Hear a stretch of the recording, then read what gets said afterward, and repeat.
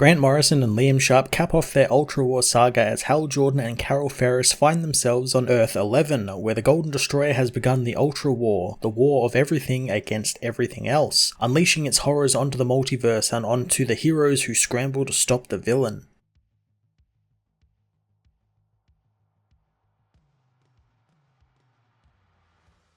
Grant Morrison finally gets to the big Ultra War he's been teasing and building over the course of this series, bringing back the Golden Destroyer and tying it into almost every part of DC's cosmic landscape, even to more recent concepts like the Dark Multiverse. I thoroughly enjoyed how absurd this story is. A being who is actually just a toy to a much larger being is powerful enough to rip open the multiverse and start what is essentially a crisis. That's so ridiculous, and only someone like Grant Morrison could come up with that. Having multiple Hals and Carols was also quite fun as well, since all they really did this whole issue was just bicker and infight with one another, and I love that Earth Zero Hal was the only one who never actually argued with his counterpart. It was a great callback to how Hal found himself divided and how he managed to get past that and past the multiple versions of himself just a few issues ago. Hal and Carol's relationship was also a big part of this arc, and really the whole book in general, since it's been looking at Hal's relationships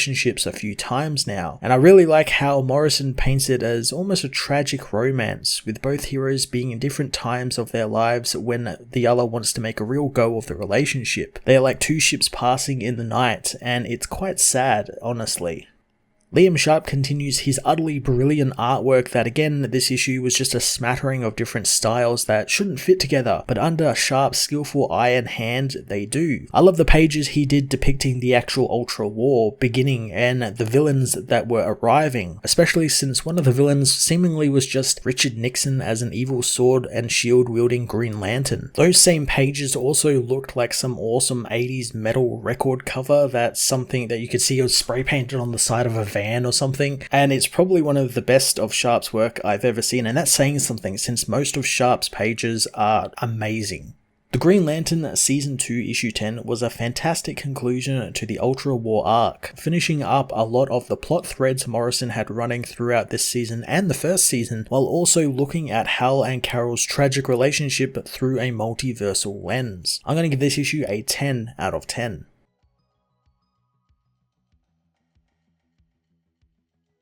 The Green Lantern Season 2 Issue 10 heads to Universe Zero in Sector None, where Hyperwoman awaits someone to show themselves, but a disembodied voice says that they are always there all the time, surrounding the woman. The villain says that it's not enough to win since the damage he's done will haunt her family for centuries, and she wants revenge against the Green Lantern Hal Jordan, wanting him and everything he values destroyed. The voices say for her to point the finger and say no more, since where it touches, Ultra War will begin. In Universe 11, Star Sapphire confronts Golden Destroyer, blasting the hulking villain down into the dirt as Earth 11's Carol notes how Earth Zero's Sapphire is quite fierce. Hal knows had she stopped he could have explained, wondering if this is the Zundernell they talked about. The being says that Zundernell means sound and the death knell in overspeak, shouting something unheard by the other heroes as Batwoman confronts Hal, wondering if he is bothering Carol, but the man says that he's from another universe and they're against his will. The Earth Zero Carol spots Hal, saying that she should have known that there was two Hal Jordans. Green Lantern says that he's the one and only Hal Jordan as he traps Zundernell's head in a construct, angering Sapphire, who demands to know why he and the air hostess Carol there from Earth 11 are there. Earth 11's Carol tells the Earth 11 Hal that she tricked him and always does, saving his life in the process, and now he's being outclassed by the real Hal Jordan.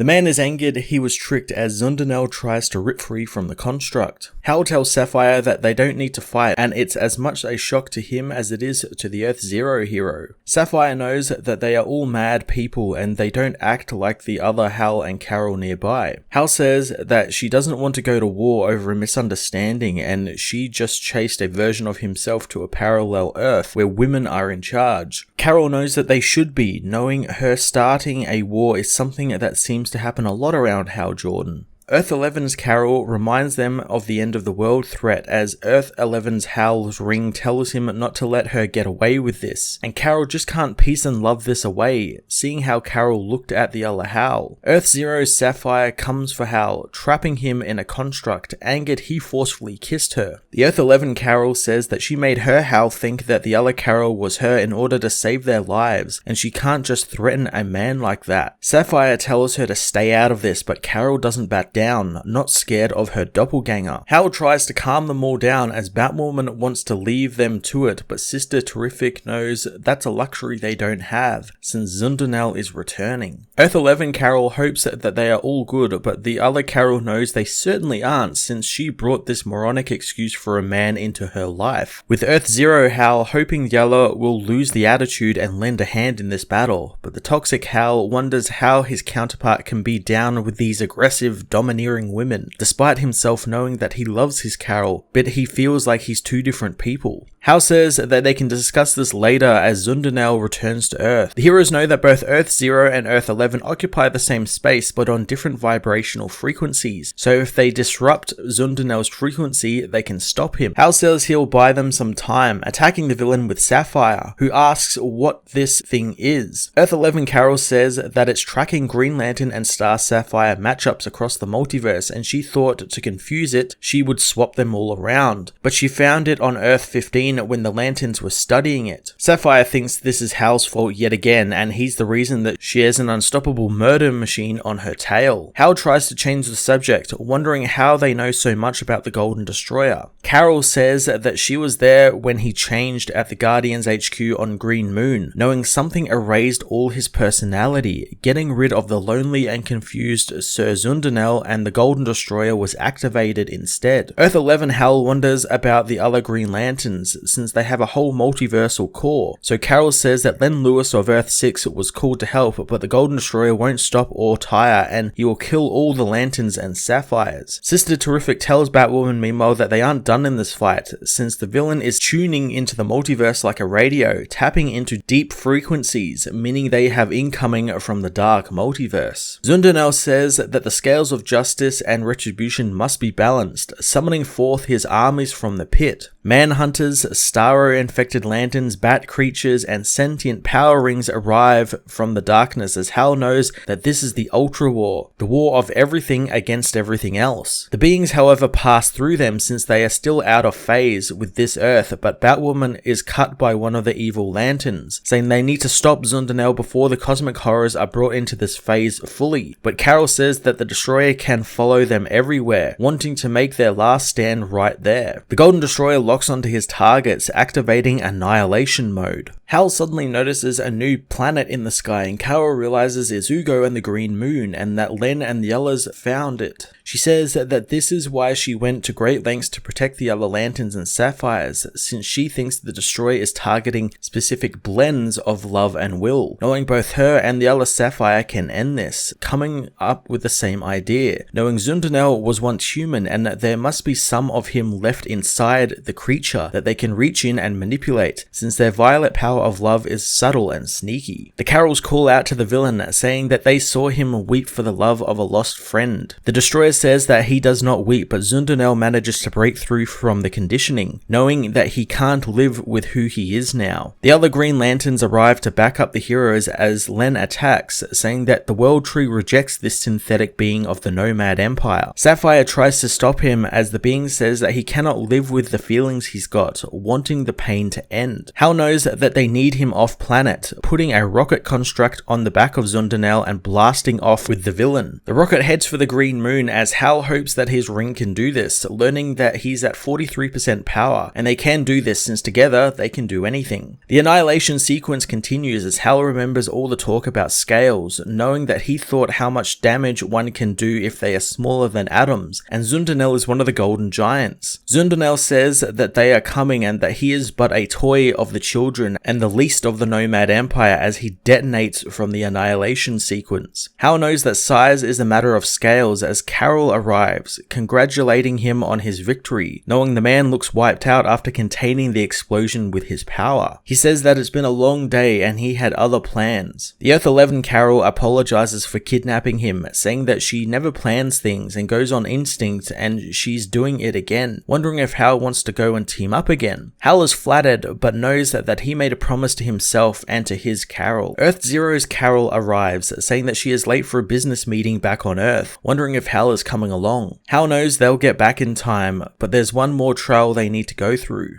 Back on Cranoltine, the courts convene to judge Hal and Hyperman, asking the jury to retire and consider their verdict in the case of the Guardians of the Universe versus Craig Quinton, hoping they judge without prejudice and take into account Craig's service as Hyperman, as well as his family. Hyperman's lawyer says that he's eager to attend his son's wedding as well, wanting to bring this to a close quickly in his client's favor. Hal says they aren't finished yet, having new information that proves Hyperman is guilty. Lantern True backs Hal up, saying that they have a new witness, Power Lord's robot butler, Macandro. Hyperman knows that Power Lord said nothing and he knows nothing, as True shows them Hyperman's weakness, a neurotoxic xenomineral that turns him into a homicidal monster, and the substance is otherwise known as Macandro. The droid says that it was cooked up in illegal refineries on asteroid Juno by Power Lord's enemy Lokar, and transferred by a boom tube into Craig Quinton's Aero Citadel on Trombus. True knows the boom Cube's portals have unique energy codes to their users, and in this case, the code belongs to the Hyper family, and Mrs. Quinton's attempts to protect her husband's reputation made her accessory to murder, and she's enabled her husband's habit and covered his tracks, which is why right now, True finds herself targeted by Hyperwoman's optical blasts. The enraged Hyperwoman says that this is an outrage, not wanting the jury to listen to the lanterns as her eyes burn brighter, proclaiming she's trying to save their marriage and the marriage of two worlds. Hyperwoman is sealed in a construct and her eye beams bounce around inside as she says that no one has the right to judge her. Hal tries to subdue her properly, but the woman breaks free from the construct, her rage overtaking her as she says that she despises Hyperman for what he's done. But there is only one Hyperman, and who cares if he likes to hunt animals? Hal says that he hunts women, and Hyperwoman now has two very angry women on her tail. Superwoman and Strong Woman tackle Hyperwoman down to the ground, arresting her. Hal goes and meets with True, surprised to find that Hyperman was literally just a crystal meth addict, liking that True has her own adventures when he's not there. True says that she's just a walk-on in his epic life, and the rest of the time she actually does things and gets things done, and at least Hyperwoman will be getting her wedding since they can't cancel now. Later at the wedding, Hyperboy tries to get out of it, saying that his mother forced him into this spectacle and now his parents are locked up. He doesn't need to do anything they say. The Lanterns are disappointed as the boy says that he wants to be free to be whoever he wants, even if he wants to be a princess. The princess is fine with the wedding being called off since she finds Hyperboy quite obnoxious, knowing it sucks to be a pawn in these games, wondering if they should just have a war instead. Hal notes that war is breaking out everywhere and True knows it's good he didn't make a powerful enemy here, but Hal says that he eats them for breakfast. Later on, Hal heads home, meeting with his Carol again, who isn't happy she got pulled into Hal's world of monsters and super people again, saying she's trying to run a business and she doesn't need alien crises messing that up, especially when it takes hours to purge the star Sapphire from her, and it almost ruined her meeting since she blamed one of the men in it for misogyny. Hal understands, but also knows that they saved the multiverse and they are a great team, but Carol knows he liked the other Carol as well. Hal doesn't care about her, wanting his Carol to come away with him, but Carol knows that that's a big ask to leave Coast City. Hal says he actually meant leaving Earth and away from the wars to a place where they can roam the stars together before settling down and raising children. Carol says that she loves him, but she needs time. She kisses the man, who says that maybe he could go back and talk with Earth 11 Carol, but his Carol knows he didn't ask, but Earth 11 Carol's last name is Jordan. Carol knows this isn't the end between them, but Hal knows it's okay, wanting her to forget he said anything, knowing she was right to want to take some time. Hal takes his leave from Coast City and from Earth, heading back out into space and into the galaxy that needs protecting.